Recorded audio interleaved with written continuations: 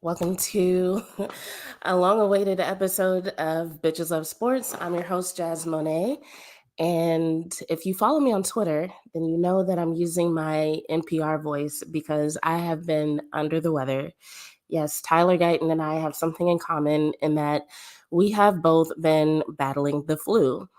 And I was watching a stream earlier of the joint practice the Cowboys had with the Rams, and someone was talking about Tyler Guyton not being on the field because he had the flu. And somebody's like, "Oh, I can't believe he's making excuses because of a chest cold." And I'm like, "No, no, no, no, no. The flu is a different animal. If this were a chest cold, one, I'd be able to talk today because I've been ill since last weekend. And I would not be in a lot of pain. I'm actually okay now. I took some Advil, but headaches, body aches, sore throat, which is another reason I'm using my NPR voice. But the main reason is because I want to get through this podcast without coughing and sniffling, and I actually want my voice to last. So just please bear with me. This might be the most soothing and relaxing Cowboys content you've heard all day, but I'm just trying. I've been away for a while and, I've been on break because of moving out here to Frisco. And that took a lot out of me. We can talk about that at the end once we get past the good stuff if y'all want. But in addition to that, like when I was planning on coming back, then I got sick. And so I was just like, you know what? We're just going to try it. I'm ready. I'm ready. And if I have to talk like a librarian, it is what it is. So how y'all doing? I see Clement in the comments. Good to see you. I knew if anybody showed up tonight, Clement would. Clement always has his notifications on. Speaking of notifications, even though I've moved, I still got to work out here. As a matter of fact, I have a session in the morning. So this episode might not be that long because I got to get to sleep so I can get up and help football players realize their dreams. Um, so I am aiming to go live or at least put out videos more often, but I can't give y'all a schedule because I still got to work. And so if my clients say, hey, I'll pay you to meet me on this day at this time, that's what I'm going to do. So that being said, let's hop into the good stuff. We're going to start off with some shout outs and call outs, and then we're going to get into the Cowboys headlines of the day, which I thought was going to be mostly about this joint practice with the Rams. But immediately after that practice happened, more news came out concerning CeeDee Lamb and Jerry Jones. So we will talk a little bit about that as well. But I just want to do some real quick Olympic shout outs and call outs.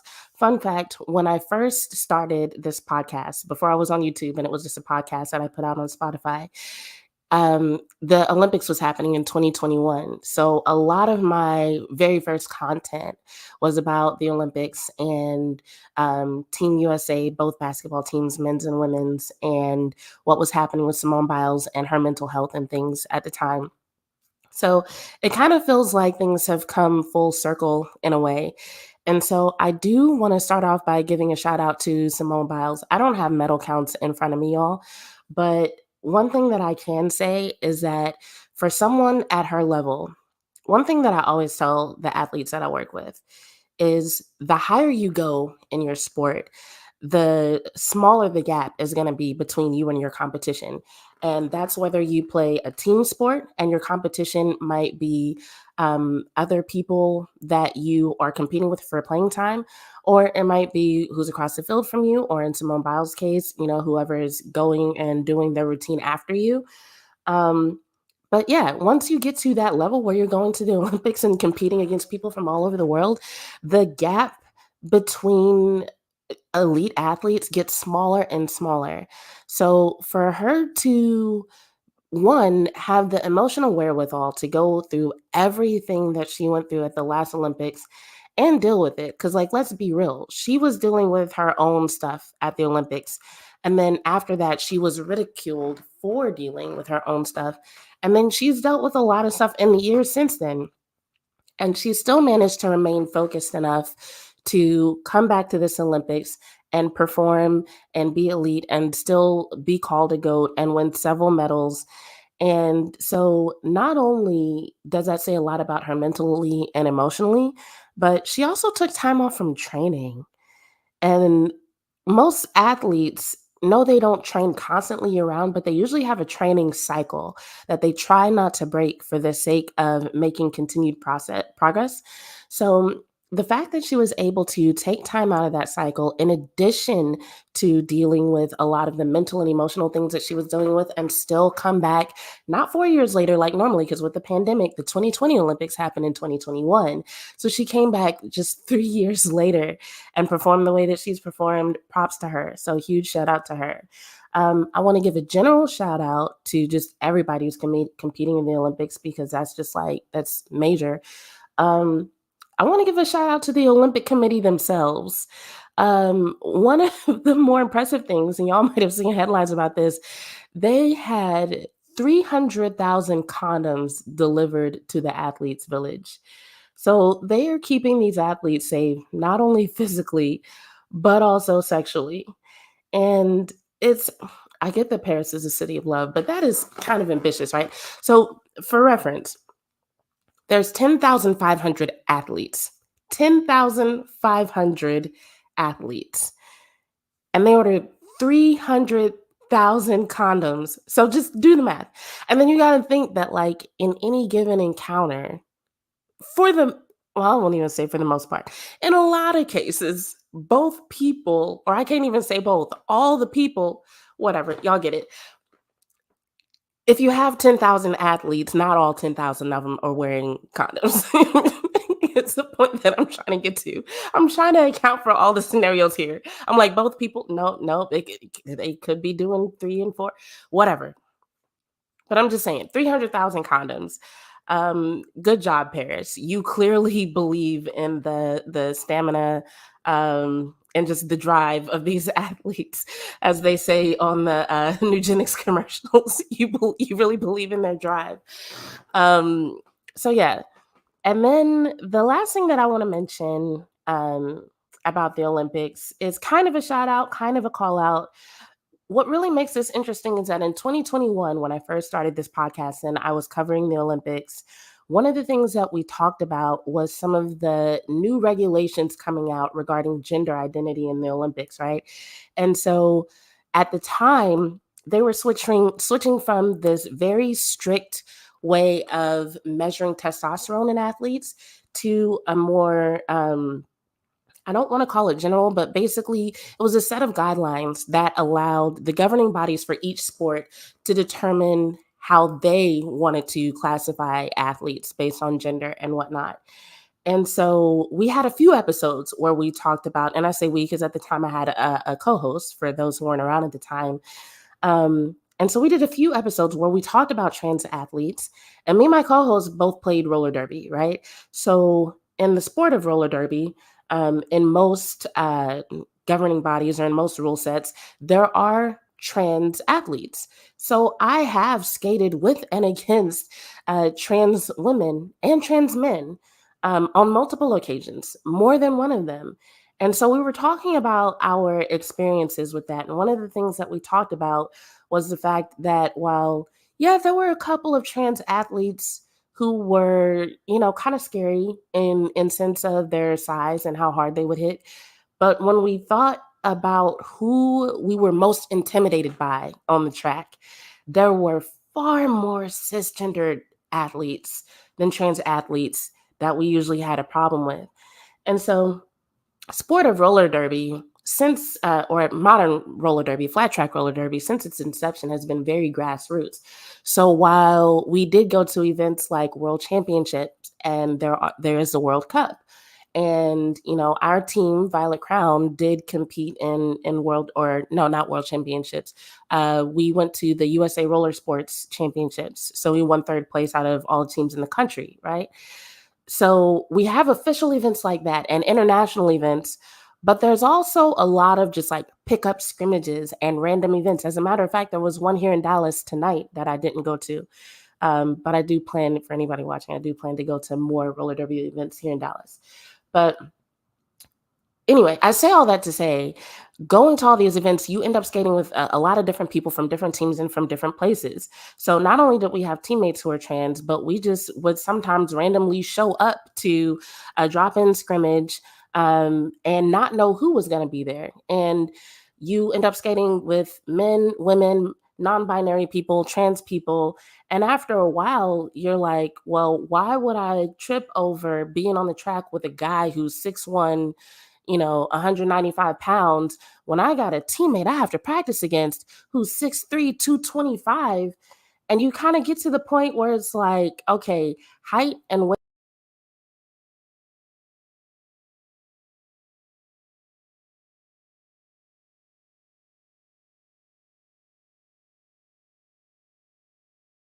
Can you hear me?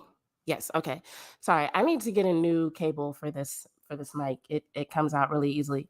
But yeah, so it kind of got to the point where height and weight were and ferocity and aggressiveness weren't really determined by gender. So after you do that so often, you get to the point where it's like, I don't give a fuck what's in your pants. Put on your skates and see me on the track. Whatever. Um and so, with that being the case, when it came to like this big deal over trans athletes, we're like, what? We skate against trans athletes all the time. They hit us, we hit them. Like, why is this a big deal? So, this is all connected to the conversations we had about their regulations and how it plays into this situation with ImaneKhelif. So, if you haven't heard about the situation, first of all, congratulations from getting out from under that rock you've been under. But basically, this was a situation where Algeria's ImaneKhelif was in a match against Italy's AngelaCarini. And AngelaCarini, for now, I'm going to say she lost, because if you don't know this story, I'm going to tell you more details about this story, because a lot of people didn't actually see the fight and don't know the details. But she lost a fight against ImaneKhelif. And after that happened, she and the Italian prime minister started accusing her of being a trans athlete. Now, those accusations didn't come out of nowhere, but I'm going to get to that in a second. What really pissed me off about the fact that they accused her of being trans and how many people jumped on board that train was that it's not like ImaneKhelif just beat the living crap out of this woman and beat her to a pulp, and then she got up and was like, oh, there's no way that's a woman. AngelaCarini gave up after 46 seconds.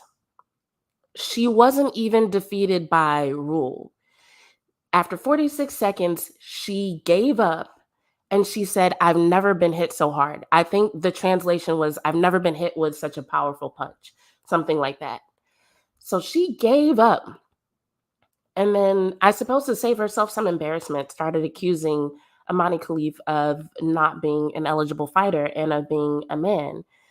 And I'm like, okay, to all the women who backed up AngelaCarini, is that really who y'all want representing us? A fighter who makes it all the way to the Olympics and then gives up because she got hit hard?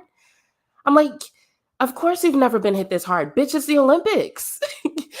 Like, you're facing the best fighters in the world. Like, did you think that it would be just like, what you face in your hometown? No, this is literally a different level. This is an event that literally only comes around every 4 years. So yes, you got hit harder than you've ever been hit. And instead of standing up to that, like a lot of my teammates would have done on the track, I've seen it happen over and over again. I've seen women hit harder than they've ever been hit by trans skaters, by non-binary skaters, by men, and get up and keep fighting. But no, this bitch gave up and then started throwing out false accusations against the fighter, right? So here's where the accusations came from. So, like, I think there were some people who thought the accusations kind of came out of nowhere. They were connected to a controversial situation that happened in 2023 with the International Boxing Association. So now I'm going to read a couple of excerpts from an article that was written by Jamie Schultz for theconversation.com. And Jamie Schultz wrote a book. I don't remember. Oh, she wrote a book called Regulating Bodies, if you want, more of her opinion. But in this article, she says the incident might have been relatively uncontroversial were it not for what had happened during the 2023 International Boxing Association World Championships.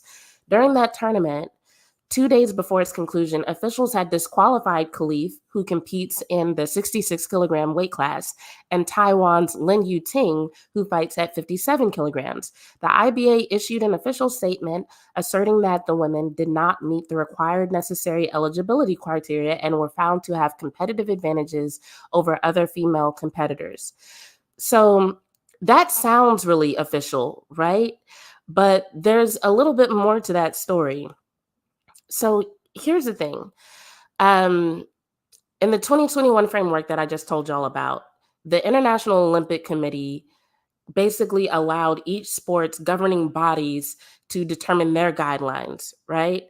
So in this article, it says there were two big problems with the IBA's decision to disqualify McCarthy and Lin, both of whom have been competing in the sport for years and whose passports confirm that they are women, which in Algeria would not be possible because it's literally illegal to be trans in Algeria.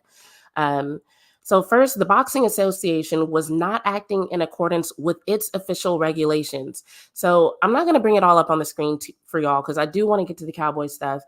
But basically, if you bring up the minutes from when they made the decision, or not when they made the decision, it was the meeting they had after they made the decision to disqualify McCarthy in 2023. Basically, there were people at that meeting who were like, okay, how did this happen? What exactly happened? And they all kind of were like, well, we just made the decision on the fly. And everybody was like, okay, well, we're okay with the decision, so it stands. But let's kind of change how we do things so that way we do that in the future. But up until that point, the process they went through to disqualify McCarthy wasn't how they normally did business. So the IOC said this. They said the IBA suddenly disqualified the women from the 2023 World Championships without any due process, and that the decision was contrary to good governance. So in other words, anybody who heard about this ruling, the International Olympic Committee had already said, yo, we know what the IBA did and we're not here for it. It's not okay. The article goes on, it says, second, the IOC no longer regards the IBA as boxing's international federation. And it was partially due to this situation where they disqualified these two women. But what's more concerning, it says, after a series of concerns about the IBA's finances, governance, and ethics, the IOC stripped the IBA of its official recognition in 2023 and instead appointed the Paris 2024 boxing unit to organize the Olympic tournament. So in other words, the International Olympic Committee was like, okay, we don't like how you went about disqualifying these two women. But even beyond that, the way you do business, the way you handle your finances, your ethics, we don't fuck with none of it, actually. So we're just going to remove you from governing this whole sport, and we're going to organize Olympic boxing with somebody else because we don't trust you.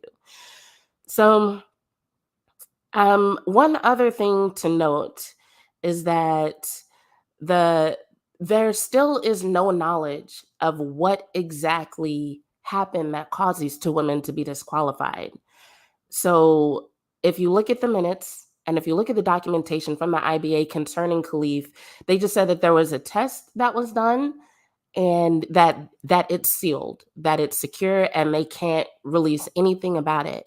So not the IOC or anybody who has any access to the records that are supposed to be public has any idea of why these women were actually suspended. The IBA was just like, well, we decided that they have an unfair competitive advantage over other women, and so we're going to disqualify them.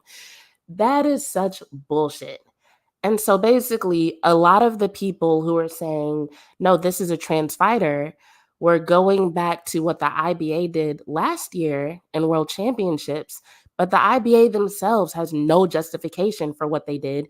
And whatever they did, whatever was found during their investigation, the IOC was like, we don't fuck with it. So even though we gave y'all permission to set your own guidelines, y'all are going about things in such an unethical way, especially when it comes to gender identity.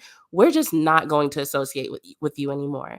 So I just wanted to put that out there because this has been such a controversial topic, and there's been a lot of facts associated with it that just have not been discussed. And if there's one thing that I like to do, it's educate my audience.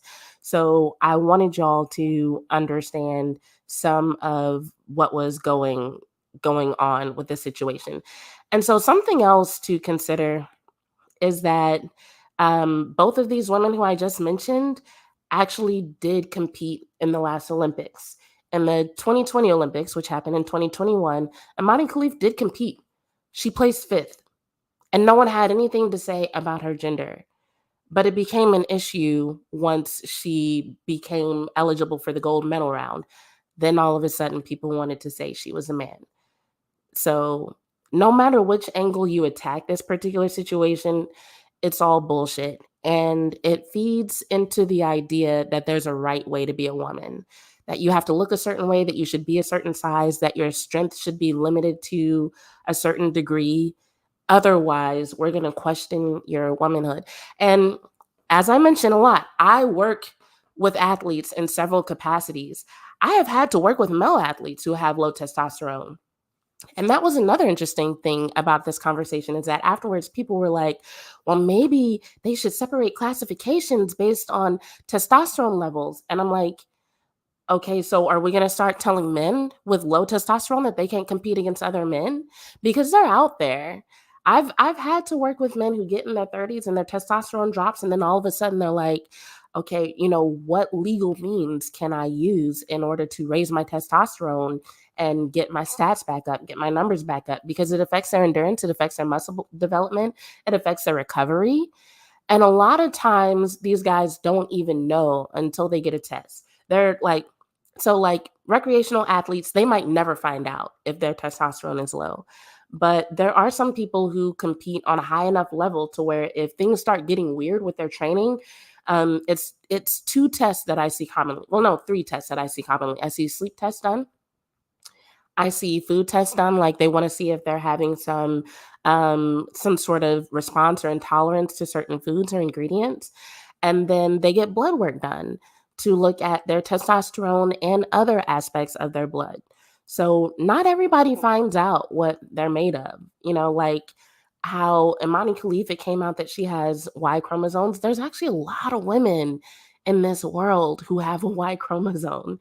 There's a lot of women who have high levels of testosterone. There's a lot of men who have low levels of testosterone. And yes, it is a biological advantage. Like sports is about biological advantages. I know they like to sell us this idea of hard work and, having a good work ethic. But at the end of the day, there are so many things from brain chemistry to size and weight genetics to recovery systems, energy systems, flexibility, like the stiffness or flexibility and mobility of certain ligaments. There are so many things about athletic performance that are determined by genetics that there is literally no way you could ever classify every single person based on a strict set of guidelines.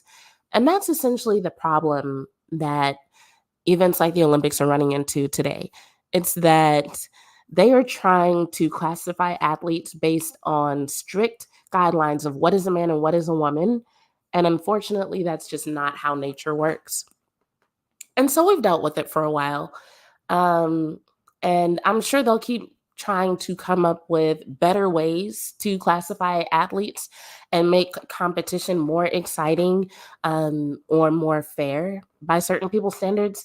But for now, I just really want people to get out of the idea of trying to tell other people what a woman is supposed to be and villainizing the idea of falling outside of strict gender guidelines, whether it's that you're a non-conforming woman or a non-binary person or a trans person, whatever.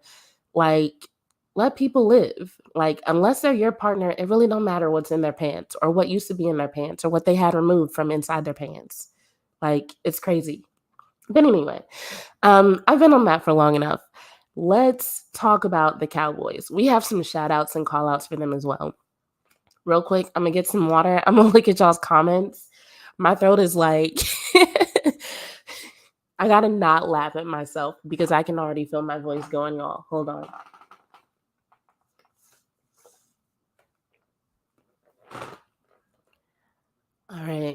I'm gonna try not to sniffle too, because I realize this mic really picks it up, and for some people that's gross. Um, Willie Carswell said, "Welcome back. Thanks. Happy to be back." Ben says, "Hey, Ben Larimore, how's it going? I don't know if you're still in here, but thanks for hopping into the chat." Clement came with the stats for Simone Biles. Thank you. Said, "I believe it's 9 golds and 2 silvers." And then she got 5th in some events. Also, shout out to swimmer Katie Ledecky for winning 2 golds in the pool. U.S. women basketball continue to dominate on the court. Yes, yes, yes. U.S. women's basketball is going to face Brazil in the gold medal match. Oh, no, that's soccer. In the gold medal match on Saturday. Shout out to the men's Olympic team. So Clement put in the chat, shout out to the men's Olympic team. I'm going to talk about this game real quick, and then we're going to get to Cowboys stuff, I promise. But I was watching that game today.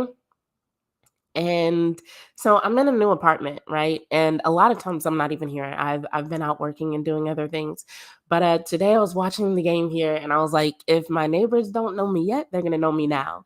Because like if I get excited watching a sporting event, I will scream. And I screamed a lot during that game. In the first half, I was shouting out of frustration. And in the second half, I won't even say the second half, like the last 5 to 8 minutes, I was just completely blown away with the performance of this team. So long story short, U.S. is playing Serbia. Nikola Jokic plays for Serbia, and they have a few other people. They have some amazing shooters on that team. And also, I think with them being so used to international rules, they just brought a lot of physicality. They were very aggressive. So FIBA rules, they're really not as strict when it comes to calling fouls and whatnot.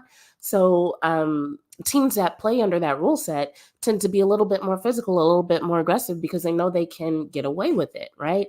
And so it kind of felt like the U.S. was having a little trouble with that, especially a few players. Like I didn't like what I saw from Anthony Edwards early on. There was a lot of turnovers. He looked a little bit just not fluid, you know? He had a couple of good moments, like he had a good block, but for the most part, I didn't like what I was seeing from him, and I was happy when they benched him. Devin Booker just there was a point towards the end of the first half where I guess Devin Booker was expected to be the leader on the court. It was like, who was on the court? It was a random lineup. It was like Devin Booker, Anthony Davis, Anthony Edwards. I just remember thinking to myself, there are no leaders on the court right now. And out of everybody, Devin Booker would have been the most likely to be the leader, but I feel like he's been so used to not leading like that. They just looked all kind of disjointed and disheveled. It was not pretty. So they come out in the second half. They start coming back a little bit. They end up down by like 16 or 17 again. And when they started to come back, so I've seen 2 different responses to this, right? On one side, I saw people say, well, they started to come back because they kind of threw out what Steve Kerr was telling them to do. And they started just kind of playing more backyard ball and just doing what felt right in the moment, you know? And so them playing that style of basketball is what international teams can't handle. And it's what the U.S. is good at. And that's why they came back. That might be true, but I'm going to tell y'all what I saw. What I saw was that they started taking advantage of Serbia's physical style of play. They took the risk of being more conservative for a little while with what looked to me like the aim of putting Serbia in the penalty first, like getting to the point where they were shooting free throws first. So basically, they got to the point where they were shooting free throws for every foul. And also Jokic had like 4 fouls. So he himself had to play a little bit more conservatively if he wanted to stay on the court. And so when that happened, they were able to ramp it up a little bit because they still had, I think, a couple of more fouls before it got to the point where Serbia would be taking free throws. And so that to me was where the shift happened, was when they strategically did that. So they got Serbia to calm down a little bit defensively. They were able to ramp it up offensively. They got the score close, and then it tied. Then they were down by 2. Then Steph Curry hit a 3-pointer and they were up by 1. And then after that, they just had so much momentum that it was just like, they just had to keep it going. And they ended up winning by like 5, I think. And oh man, it was just such an exciting ending. If you have Peacock or if you have YouTube TV and your DVR is set to record the Olympic events, you should definitely go back and watch it, even if you just watch the second half. Because if you turn it on for the second half, you'll see that they were down by a lot and had to come back. So it was awesome. It was awesome. And I must say, um, hold on, let me mute myself so I can cough.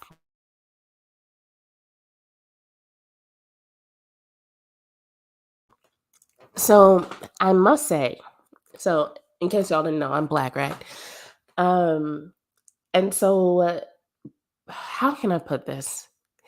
Patriotism is often associated with racist white people. Let's just be real. Like, if I go somewhere, especially in Texas, and I see like too many American flags, kind of freaks me out a little bit. I start to think like I should get the fuck out of here, right?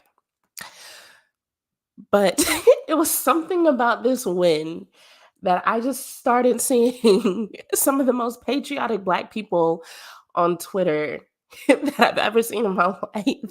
And some of the tweets were just funny. And one of them was like, yeah, and that's on the Rockets red glare. And I was like, what is this? But I was like, I'm definitely saving that one. That's on the Rockets red glare. So good game. Definitely go back and watch it. Bill Laremore's like, you're what? Yes, I know it might not be obvious, but just to keep us all on the same page. All right. Okay, so let's talk Cowboys. Like I said, I have some shout outs and call outs concerning the Cowboys. So I almost don't even feel like talking about the joint practice that happened with the Rams today because I just feel like it pales in comparison to the news that came out about Jerry Jones and CeeDee Lamb. But I will talk about the joint practice a little bit today. So there were some people who were calling it a scrimmage. It wasn't a scrimmage. It wasn't intended to be a scrimmage. I do believe they have a scrimmage with the Rams coming up, but today wasn't it. Today was a joint practice. So if you've ever seen any of the practices from this time of year, whether it's footage from Oxnard or if you've been here in Frisco, it's a lot of scenarios.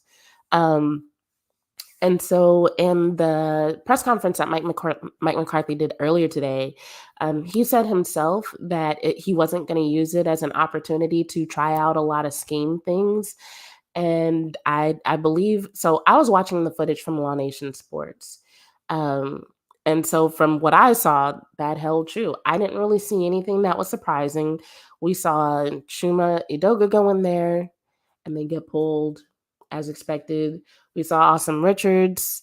Um, in my opinion, mechanically, some of the things that have always bugged me about the way he moves at his position, him being either way too upright or table topping too easily, still issues. So on the O line, Dak was constantly, it felt like, getting pressure from that side, or whoever was behind center was getting pressure from that side. So that was predictable. Some people were surprised by what they saw from Ezekiel Elliott. I was not. Like I said, even before Ezekiel Elliott left, I said we hadn't seen a healthy Ezekiel Elliott in years. And then when it turned out that he was coming back. I was like, well, this will be our first time in a while seeing a healthy Ezekiel Elliott. And so seeing a healthy Ezekiel Elliott, who's been going through a few weeks of training camp, him having those bursts and a couple of good runs, it didn't surprise me. Seemed to surprise some people in the comments and some people who commented later, but I'm just like, didn't surprise me. Also, they weren't doing full tackles on the running backs. But even with that being the case, Rico Dowdle got like a really good run from behind Tyler Smith. I'm just like, yeah, these are solid runners, and if you open up a lane for them, they're going to take it and they're going to run. So there were no like really interesting plays.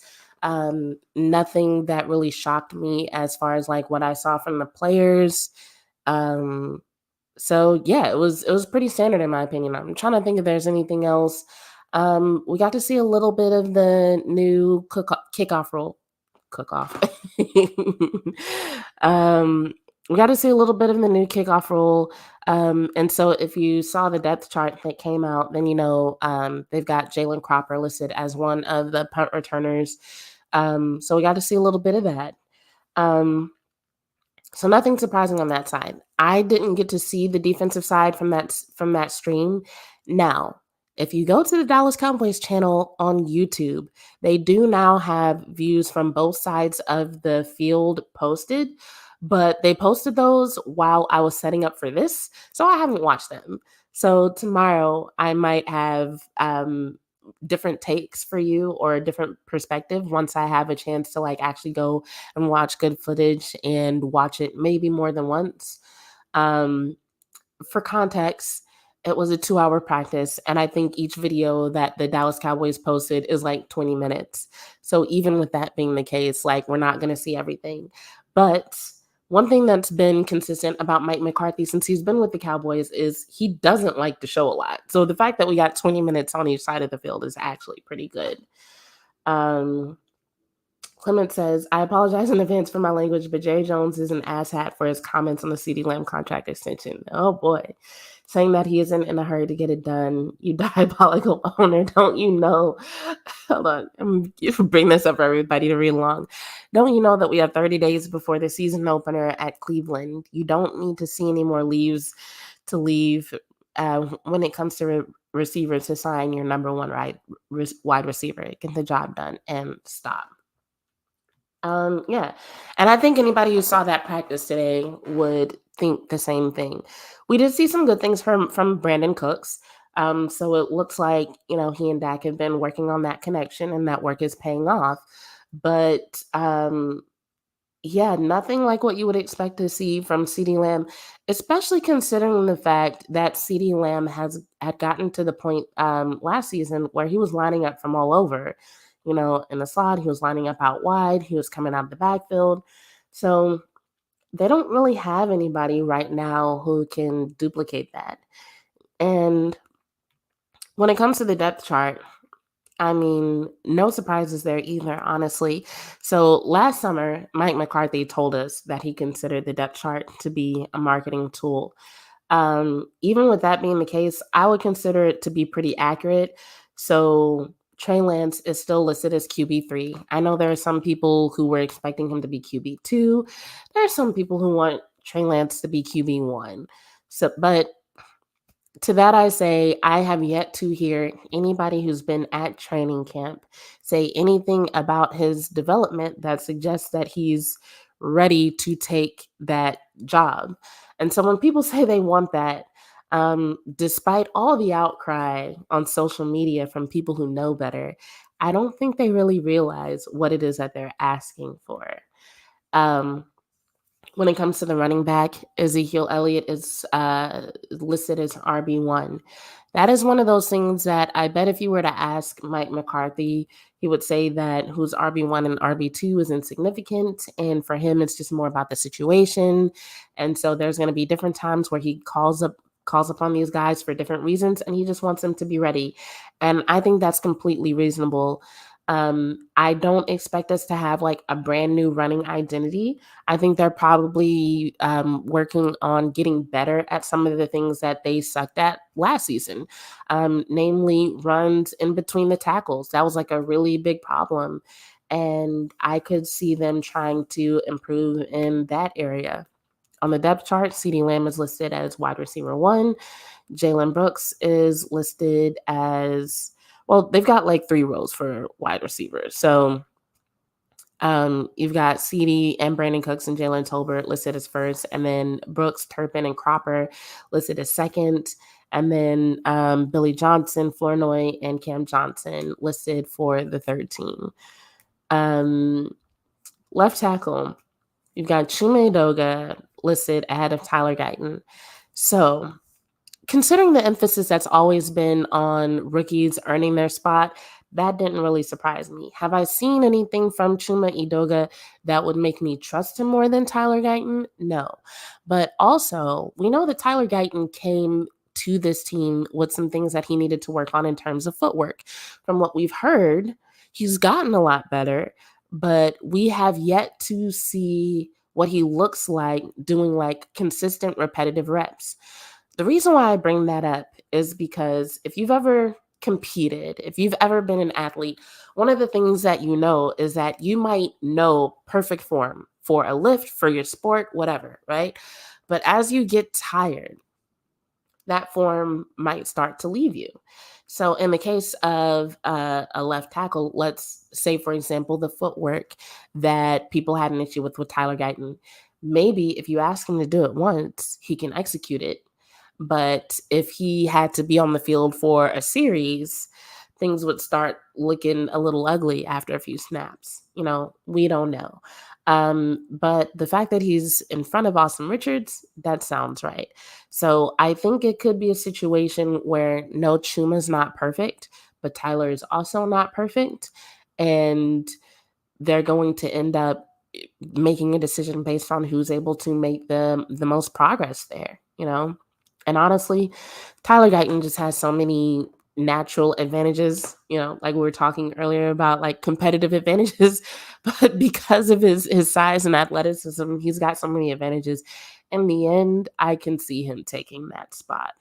Um, let's see, is there anything else relevant? The rest of the O-line, y'all have seen it, and yeah, no big deal there. So yeah, nothing else significant. Sam Williams is on the depth chart. If that tells you anything, as we know, Sam is out for the season, unfortunately.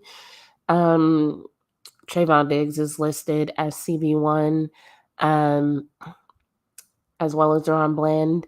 Trayvon Diggs did not practice today. So yeah, definitely take a look at the videos that they have up on Dallas Cowboys YouTube.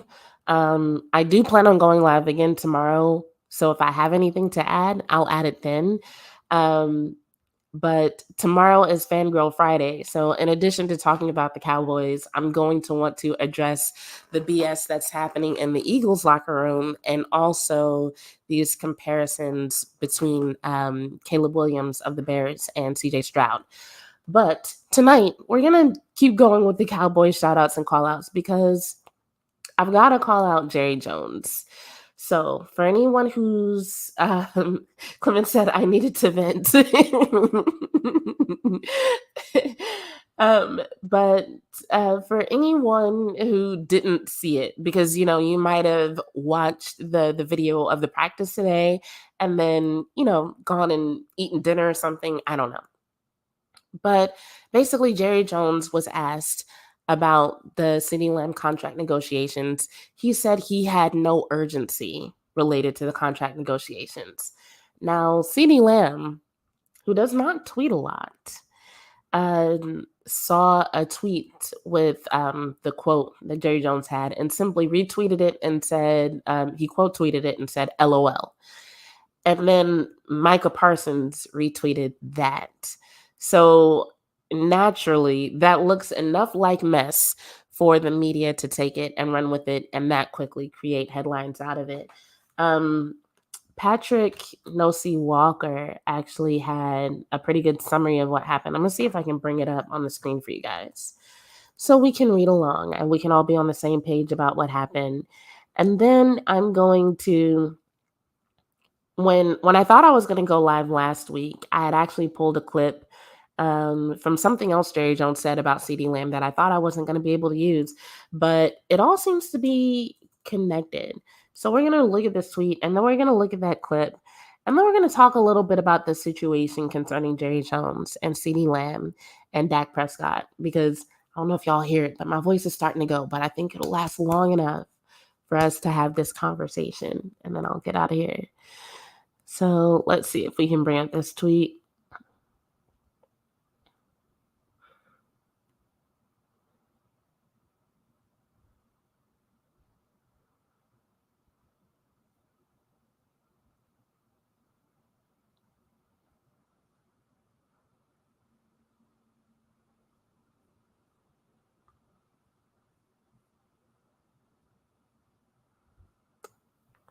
Okay, so he's posted even more since I saw this. So we might have 2 tweets to look at. Where is the first one? Maybe he took it down.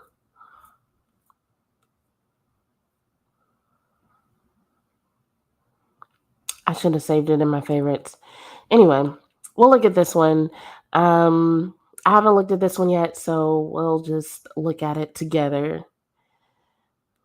Share screen.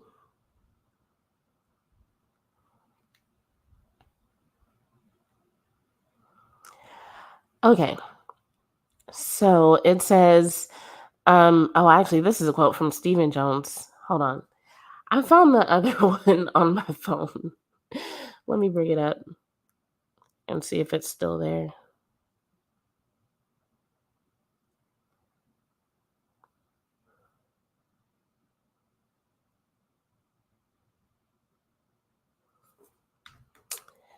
And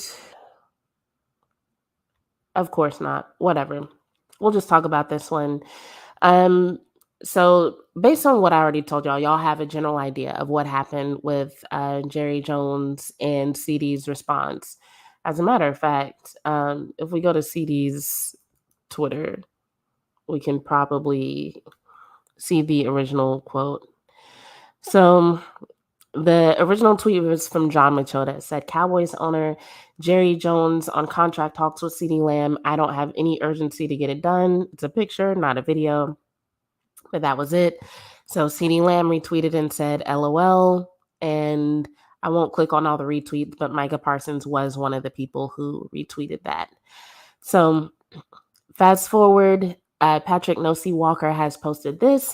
It says Stephen Jones spoke to the Doomsday Pod inside at the same time Jerry was speaking on the field. So apparently all this happened at the same time is what I'm getting from this. And he said, 0, 0, 0 thought process about CeeDee not being a Dallas Cowboy.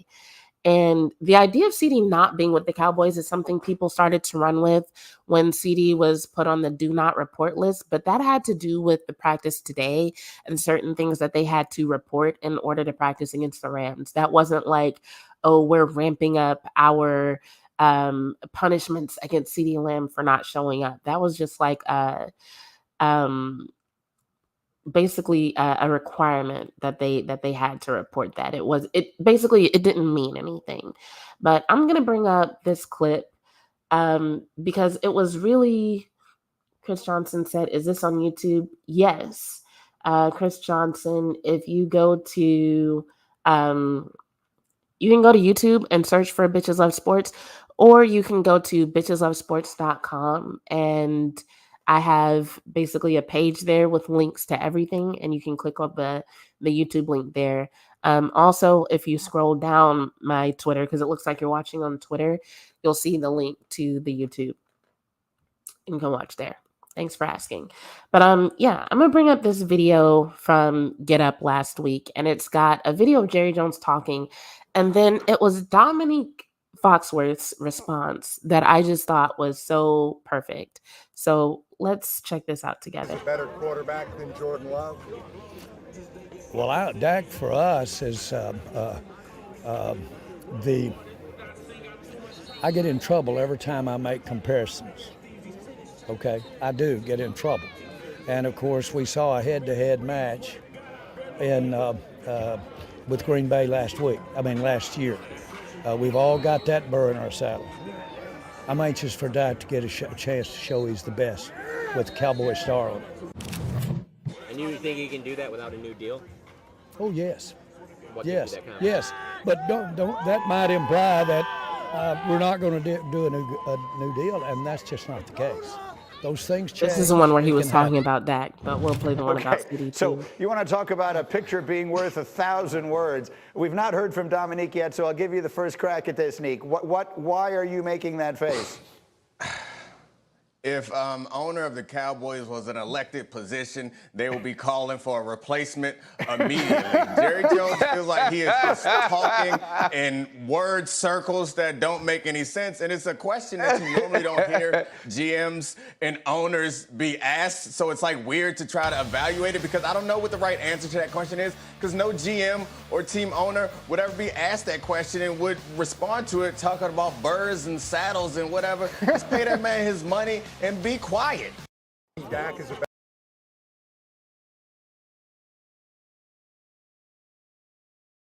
myself. Yeah, so it was that last part that really got to me. The just pay that man his money and be quiet. Because I felt like when it comes to this conversation about the contracts, we hear so much back and forth about why it might be happening and what's going on with the salary cap and what the Joneses have had to deal with and the dead money. And it's like at the end of the day, though, are the press conferences helping? Are the interviews about it helping? Have they done anything in any of their public statements about these negotiations that actually helps? And so when he was like, just pay that man his money and be quiet, I was like, yes, that is the response that I've been looking for.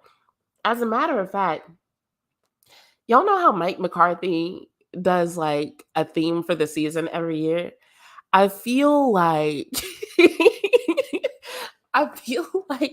maybe this should be it. Considering everything that's going on with CD and what's going to happen with Dak and what will probably happen with Micah, I just would not blame Mike McCarthy at all. If they came to him and they said, Mike McCarthy, what's the theme for the season? We want to know. And he just played this. Pay that man his money and be quiet.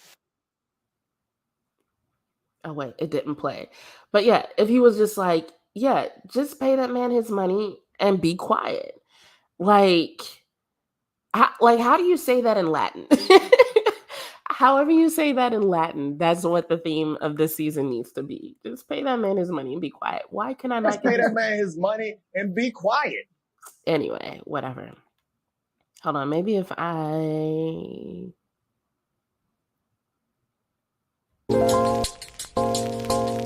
That is so weird.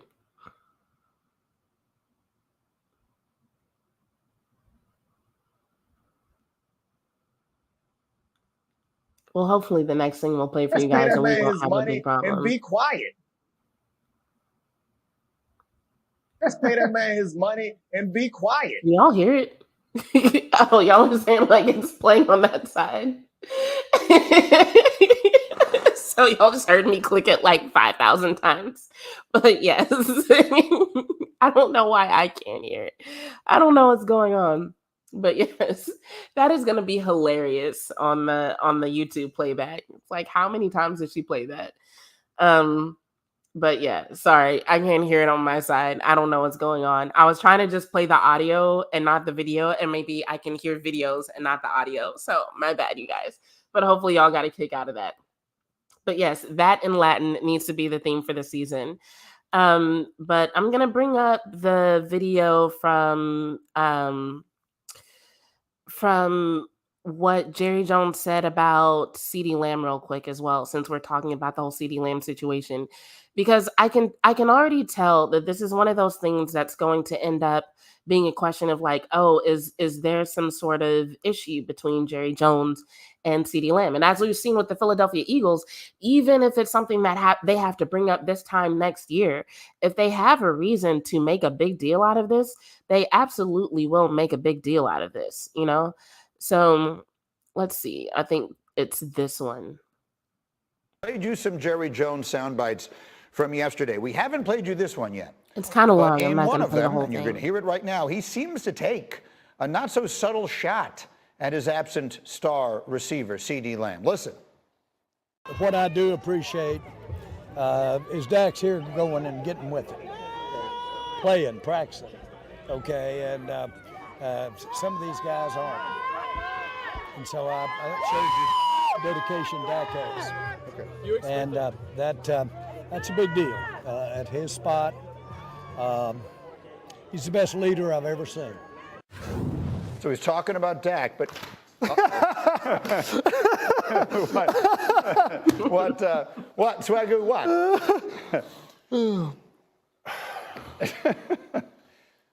RC and Foxy, So real quick, exasperated Swagoo is like the mascot for the Cowboys fan base right now.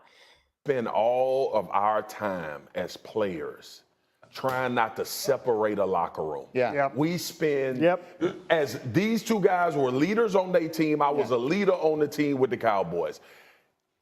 From your own people. It be your own people, man. Like, this is the quickest way to create separation and a rift in the locker room. And it's just, he just keep talking, man. He's addicted to talking and saying the wrong things. And by the way, all right, So I disagree that it would do anything to the locker room, but I do agree that Jerry Jones is addicted to talking. I know we talking about CeeDee Lamb, and Dak is still making $55 million this year. Yeah. Okay? CeeDee Lamb is making basically league minimum compared to what he's done on the field and what he's seen these receivers get. Yeah. I'm sorry, guys. Like, bro, this is, I swear, bro, this is the freaking Twilight Zone every single year with this dude, man. I hadn't thought of it that way, but it's a really interesting point. RC, what do you think? Well, one, we do not know that Jerry is referring to CeeDee Lamb. Sure we Could don't. Jerry just be saying nice things about Dak Prescott? I love that Dak is here and that Dak is working. Now, I think when you look at I think that's pretty much the bulk of it. But yeah, so I play that to point out when the media was like, okay, there's an issue between CeeDee Lamb and Jerry Jones. They weren't just talking about what happened today. I think a lot of them were connecting back to the situation because the clip that I just played you was from last week, you know? So it's definitely one of those things that it's turning into a little bit of a pattern where Jerry is like making these kind of like not exactly the most glowing comments, but nothing so bad that it seems to be like blatantly an attack. But either way, it's not helpful. And I'm going to just trust that this plays again. But I just really need for Jerry Jones to pay that man his money and be quiet. Like, that's it. Like, that's all that needs to be said. That's all that he needs to hear. But one thing that I want people to remember when it comes to these conversations surrounding the contract talks is that while, yes, there are issues with the Joneses and how they've handled the salary cap. And honestly, I'm still doing my own investigation to like what's happened because while, yes, you know, we've talked about the dead money that's creating an issue or the cap hit of some players that's creating an issue. So, you know, namely, I think the two names that are brought up the most are Zach Martin and DeMarcus Lawrence, right? But I'm just like, it's got to be more than that that's causing these issues that Jerry Jones keeps talking about, right? So, I mean, if anybody has the answers to that question as to like what exactly is going on with the Cowboys salary cap to where all of a sudden they're just claiming that it's just so hard to make space, like, let me know. I'm super, super curious. Ben says it's stuck in his head. It's stuck in my head too, Ben. Like, every time I see Jerry Jones now, all I think is just pay the man his money and be quiet. I don't want to hear nothing else from you. Just pay the man his money and be quiet. And that goes for CeeDee, Dak, Micah, Osa. There's a whole lot of people who are coming up. Like, not this season, but next season, Cooper Rush is going to be called into question. And I wouldn't be surprised if some team tries to make Cooper Rush their QB1. But that's a different conversation for a different day. But I wanted to throw out another conversation that happened on First Take. I don't know, you might hear First Take and be like, oh God, we don't want to hear it. But Stephen A. Smith was absent this day. It was Kimberly Martin, Molly Karam, and Courtney Cronin, and they all basically ganged up on Mad Dog in defense of Dak Prescott. So this is another one. I'm not going to play the entire thing, but there were some parts of it that I wanted to respond to. And the reason why I wanted to play this is because I think a lot of the points that they're making about Dak do also apply to CeeDee. And it also points to why you can't really lend a lot of credibility to some of the things that you hear circulating in the rumor mill these days. We have not, whether you want, and all these quarterbacks since Aikman, you want to point at Dak and say he hasn't gotten the job done. They haven't been getting the job done since the mid-90s. Yeah. So whose fault is that? Go ahead, Big Time. I get it, but the guy who have not been getting it done, we're not making $50 million a year. Mad Dog, And we're not going to talk. cap. We're not. Why are you Mad always Dog. in people's It's a salary pockets? cap league. You have to, if you're going to pay the quarterback that amount of money, you have to win. I love what Jeff Darlington said. If I was the owner of the Cowboys, I'd do the same exact thing. Nope. He's going to play for his supper Nope. in 2000. Nope. He's been awful in playoff games. You are a Cowboy quarterback and you're making that kind of money, you got to win in the postseason. He has not won in the postseason and he has not played well in the postseason. And if I'm Jerry Jones, I'm doing the same exact thing. Let him play for his supper. You know who was awful in the postseason? So one thing I want to clarify, this idea of Dak Prescott playing for his supper has been thrown out a lot. And that could be true. Theoretically, Jerry Jones could be saying, I want to see what you do this season before I pay you. But also, I think even if Jerry Jones did make an offer, or Steven did make an offer, which it was either last week or a couple of weeks ago, I think they said that they did present Dak with an offer. I don't blame Dak for not taking it because he has the option of reaching unrestricted free agency, which, and I think they mention it in this clip, but it's been a really long time since a top 10 quarterback has reached unrestricted free agency. And Dak also recently made a comment about how his negotiations aren't just for him, but there's a certain sense of responsibility that he has to other quarterbacks who play for the NFL, which suggests that if there's something that he can do to basically impact the market in a beneficial way for other quarterbacks, he's probably going to do it. And allowing himself to go into unrestricted free agent status is one of those things, because it would let everyone see what the market is like for a quarterback of his caliber, which is something that people haven't been able to see in a long time. Got paid before this last postseason. That was Lamar Jackson. Well, I would say something about him. That doesn't count. It's not the way it works in the NFL, where you're telling a quarterback, show me before I buy. Show me before I pay you. Kirk Cousins changed that narrative in 2018 when he signed a fully guaranteed contract with the Minnesota Vikings. How many playoff games had he been in at that point? 1. How many wins did he have? 0. Look at the list of top quarterbacks right now. You've got Trevor Lawrence, 1 playoff win, highest paid quarterback on an average annual. Talk about Justin Herbert. Talk about Justin Herbert. He's on my list too. 0 playoff wins, along with Tua. 0 playoff wins. Jordan Love in there too. You don't need. That's just not the way it works. You have to be like the best quarterback in order to get paid. Otherwise, Patrick Mahomes would be at the top of that list every single year. Dak's proven his value to the Dallas Cowboys again and again and again. Yeah, take a look at who got paid. Baker Mayfield. Baker Mayfield's on there. Look at that. Look at that. Now, a couple things. Lawrence has played 2 playoff games. What has Dak played? About 7 or 8?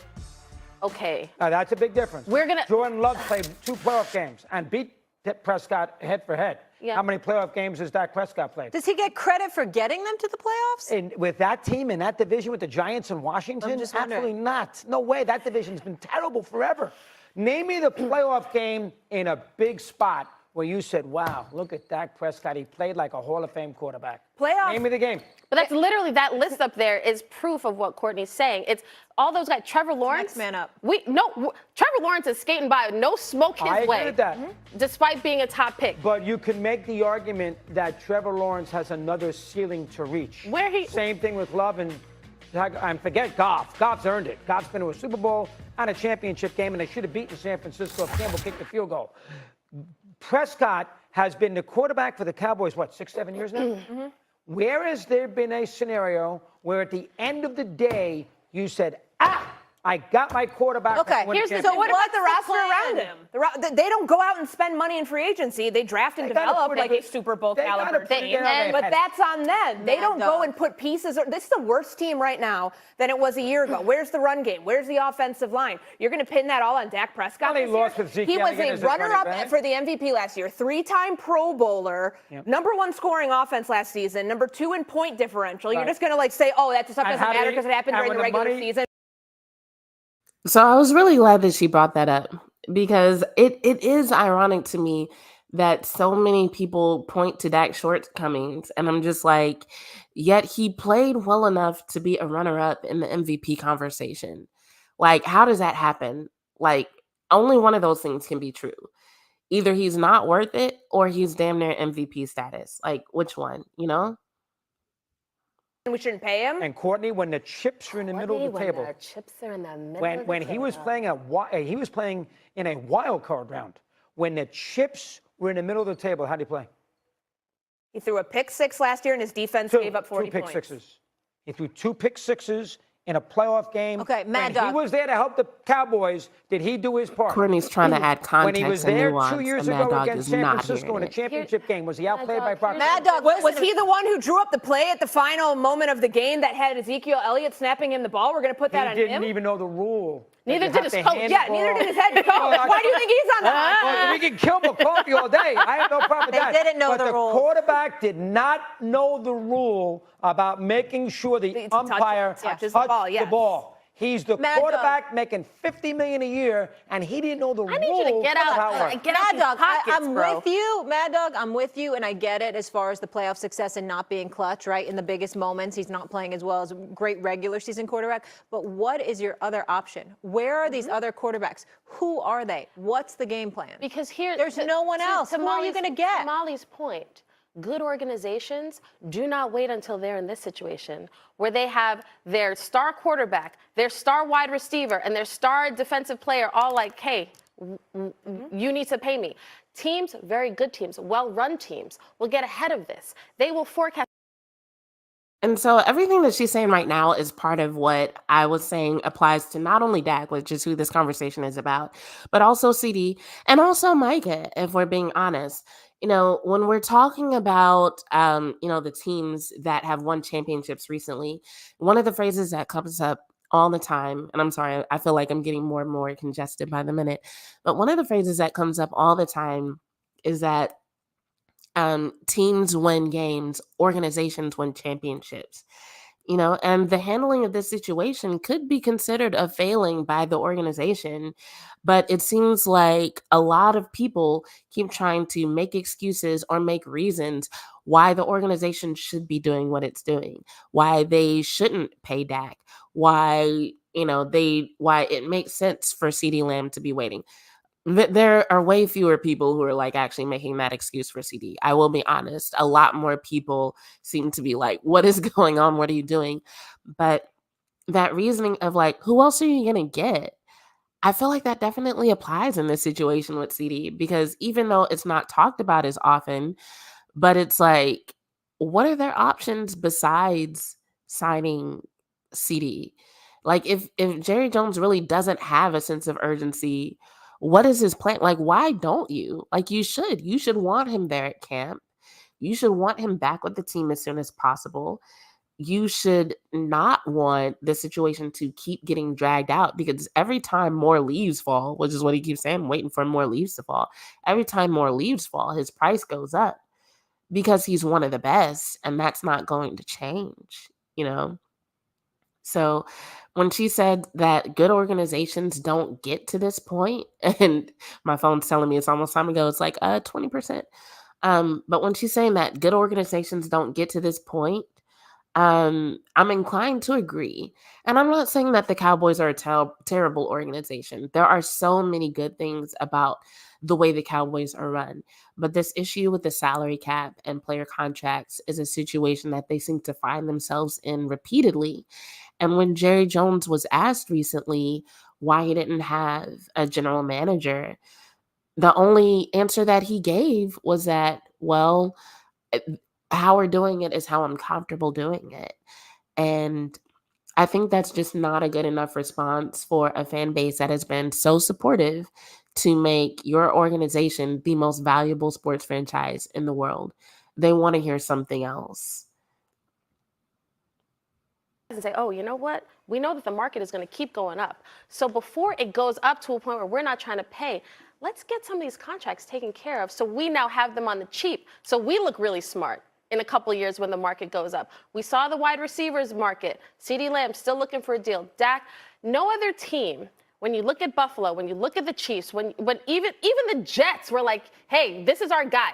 And Aaron Rodgers looks like a discount, right, based on what he's getting paid right now. He does. So when you look at the Cowboys, it's like, if this is your franchise guy, then you lock him up. No other team, no other team functions like this. So when you put it all on Dak, I'm looking at ownership. I'm looking at the guy who kept Jason Garrett for 10 years when we're doing the 8-8 and we're doing the 9-7 and where are we going? And if you don't like Mike McCarthy, who hired him after having a sleepover? That was Jerry Jones. There's blame to go around with the Cowboys. I don't disagree with you about that. Jones has done a horrendous job. He's never had a big head coach. He had Parcells that one run because he wanted to get that stadium built, and he needed Parcells to give them credibility with the franchise. That's the only time. Dave Campo, Jason, McCarthy,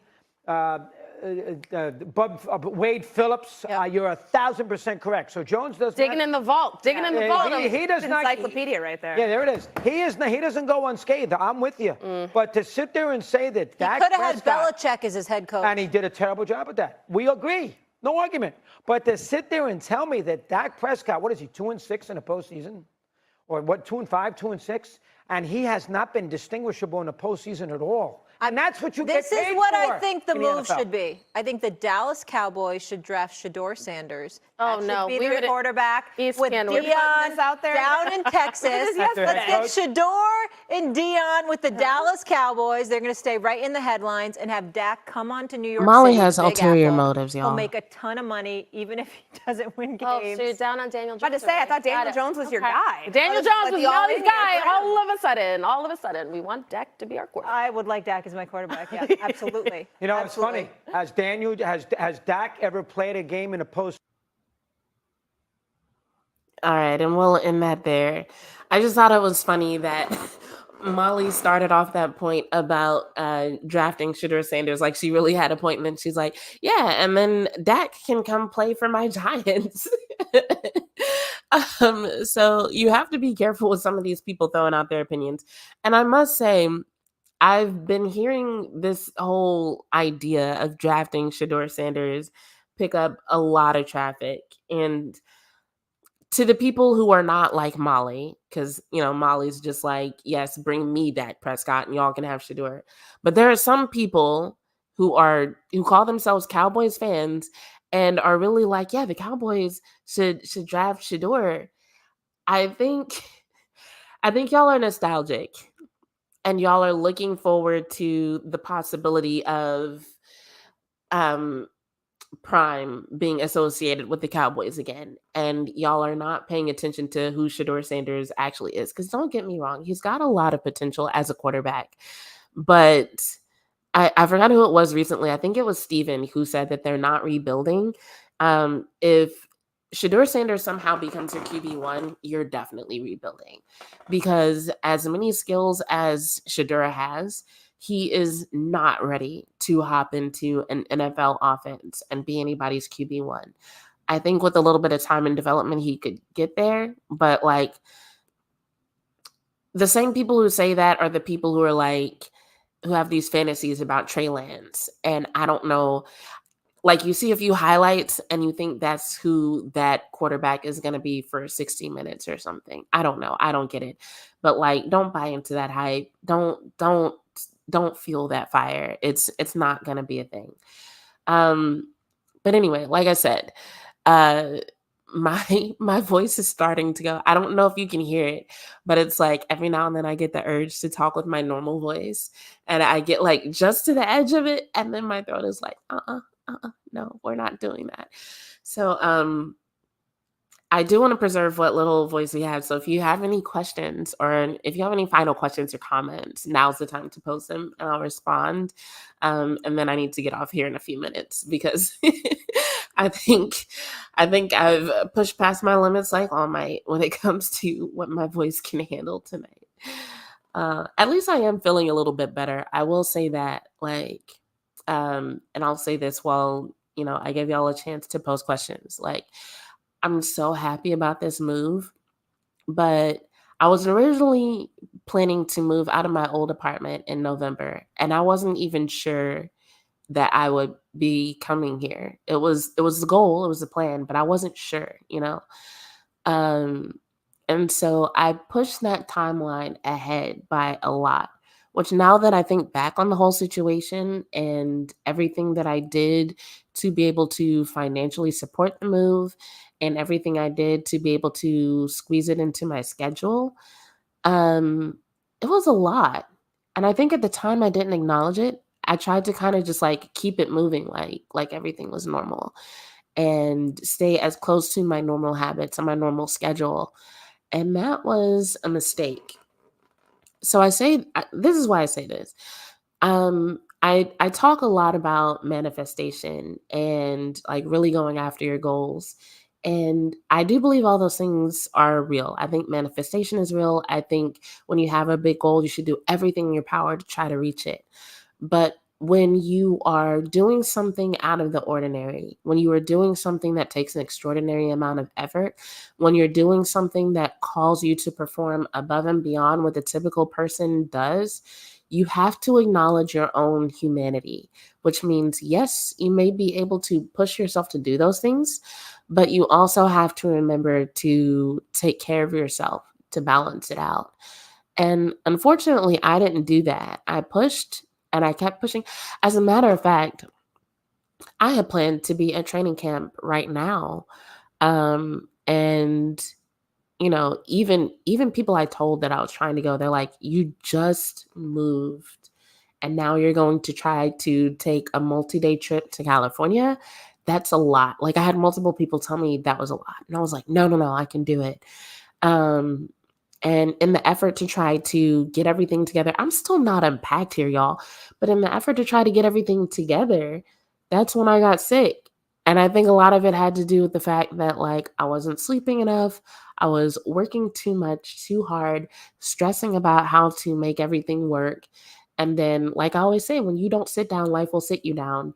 And had everything gone according to plan, I would have been in Oxnard on Tuesday. And I would be leaving tomorrow after their practice in Oxnard.